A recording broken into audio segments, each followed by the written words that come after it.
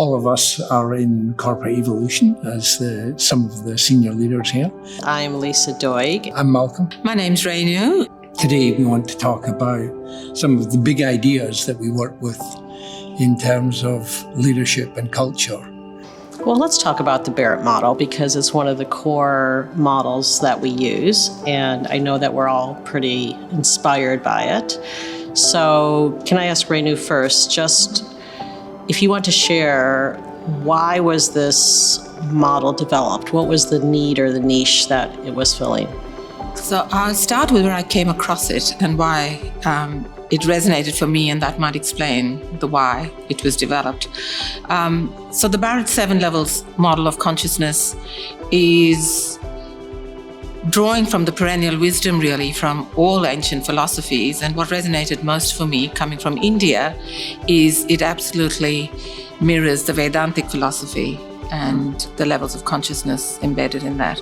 So the reason it was developed was to provide a really simple, accessible way for us to realize that our consciousness, and I look at consciousness as what we can be aware of and pay attention to, is informed by our needs and some of our core beliefs that underlie those needs. And it is so elegant and so simple, and there's something about it that for me resonates at a body level when it's introduced, because it's like we know it. All of us carry it naturally. Yes. I just wanted to take a pause, though, and maybe reflect on why values as the unit of measurement, because that's what the Barrett framework does. It uses values as the marker for culture. It's almost like the values, what we hold as priorities, hold the DNA of the culture and gets passed on. And I'm just curious, when you have shared the results of the values assessment with your clients, what are some of the reactions, responses? What sticks with them? What sticks most is the realization that we need to have a healthy core, a healthy foundation for the other levels to come up. So the 7 levels really look at Maslow's hierarchy of needs, and it looks at the survival things around the need to be safe, to belong, and to be worthy, which are kind of our ego needs, and we have to have those met before we can actually move into the self-actualization needs, which is around finding and fulfilling our potential and connection to something bigger than us. And people get it in terms of realizing, especially if you're in a company, that you have to have the financial stability at level 1. You've got to have strong relationships and a sense of belonging and identity. You've got to be performing at a level of excellence. Yes, a sustainable level. Yeah. And then you can actually, with that foundation, go to bigger things in terms of learning and growth, and that internal alignment and external cohesion and service to the greater good.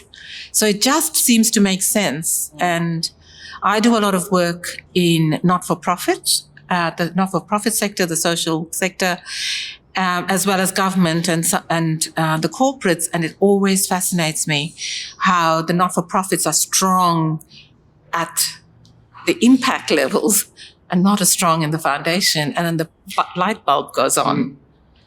Right, whereas some of the corporates are so strong in the 1 to 4, but there's almost, there's more possibilities. So it works both ways. It's in terms of that full spectrum and having a healthy level of consciousness. And for me, and the way it connects to the other parts of the work we do, is if you're looking at awareness-based systems change or transformation, this is such a beautiful, simple way. Yes. To get into that. Especially now in the VUCA world, in the volatility, uncertainty, that level 4 transformation is what every single organization is faced with.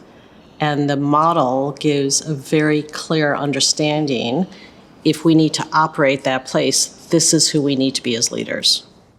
Yeah, I loved what you said at the beginning about consciousness for you is awareness and What you can be aware of and pay attention and to. pay attention to. Yeah. And so I think any leaders who are listening in may be reflecting on that. Yeah. And one of the most common things that comes up then when we're doing a debrief of the assessment model, where essentially it's a culture survey of the organization, and we're debriefing to the leaders, is we help them understand the leadership consciousness associated with each level. And from my own personal experience, I still remember, so as a former recovering engineer, I remember this idea that, okay, so, in my 20s and into my 30s, I'd really become an expert in my field in certain disciplines. And I think for all the professions, for example, that tends to be the focus of our development in our, certainly our 20s and usually into our 30s also. But then there comes a point where if we keep maturing, then that focus on being the expert can have its drawbacks in terms of how we, well, using your phrase about what are we aware of and what can we bring our attention to? And there are limitations of being the expert. And I would say that realization and understanding that is probably, it's almost like the primary shift for any leader who really wants to step into their own growth journey. And that was certainly the case for me, where, in the resources industry, I realized that I had to primarily let go of the fear of failure and start to trust the people who were working for me if I was going to delegate properly. And it's the courage to face into that is the big step as we move from, if you like, the expert who has to know all the answers to the leader or facilitator who knows which experts to tap into and bring together to address bigger challenges. And so that primary shift in the 7 levels of leadership, I think, is something that so many professionals can identify with. And then beyond that, there are subsequent expansions as we mature and become even more sophisticated. And the other thing that you said was, it's like the model is in all of us. When we see it, it's as if we recognize something. And once people see this framework, it's very intuitive to understand how we can develop further. And what I loved about what you said there, Malk, was this notion about expertise, and that's horizontal development. So you expand this way, more skills, more expertise, more knowledge. And what I heard you say was that kind of vertical development, right, into that level 4. And I heard you use 2 words which absolutely resonate for me in the model about what it really takes for the shift is courage and accountability. Personal accountability. Personal accountability and courage. And for the leadership team to also be courageous and accountable. I just want to pick up on something when you were talking about the 7 levels and the leadership 1 to 4 and kind of 4 to 7. And it's really that ego to soul journey. Because I get, many leaders who come to me and they go, is this all there is? Yeah. I've gotten to the top, I've succeeded, but I'm not happy or fulfilled. What's this about? And that's the perfect kind of description of transformation at level 4.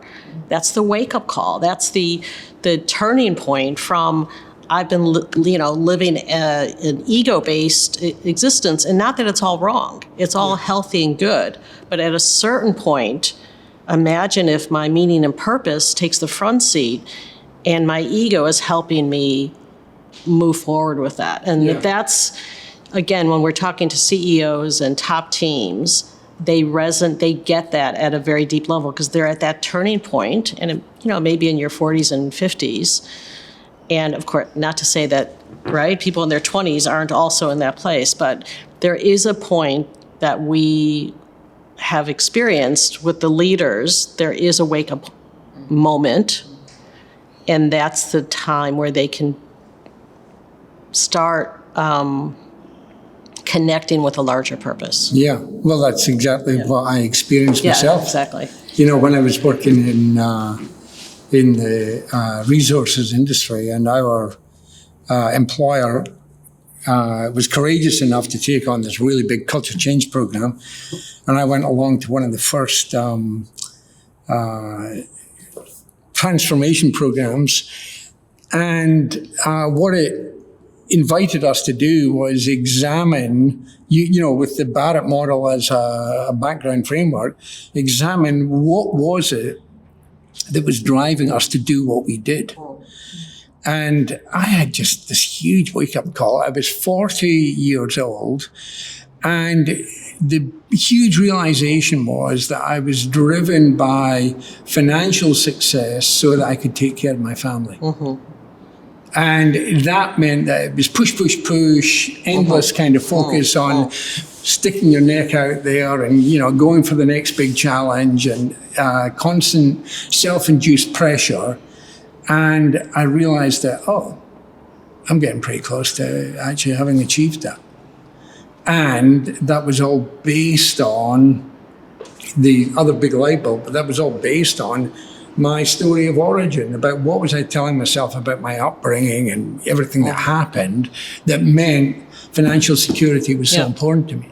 And so having that realization gave me that opportunity to think, okay, well, if I'm getting near that finish line, what do I do now? Yeah, and that's where the whole idea, well, what would be meaningful and purposeful? And yeah, I still remember in that workshop thinking, you know, I really want to save the world. I wanted, and so I decided I wanted to focus on something that was going to help make the world a better place. And here I am 20 years later, 23 years later. Can I pick up on what you just said, making the world a better place? Yeah. Because that just sparked something off for me. I do quite a lot of work with Aboriginal and First Nations people, and I use the Barrett model. And when I introduce the model, I actually start from level 7, which is being connected to the all, and then connected to community, and then connected to self, and then going down to the individual. And you know, if we're really concerned about the well-being of all, I really would love to shift our thinking as humanity to think about, why are we so disconnected? You know, why are we going this way up from the individual? Yes. When in actual fact, when we are born, we're actually born in that pure place of, you know, being connected to all. And so I feel the model has got so many different facets and layers. Yes, and wherever someone comes from, it can speak to them where they're from. Yeah, and you know, it's interesting, isn't it? We do quite a lot of work in the Middle East, you know, and Europe, you know, all across the world. And I haven't ever encountered any culture that hasn't resonated with it. So the the universality of it is a real strength of the framework. Yes.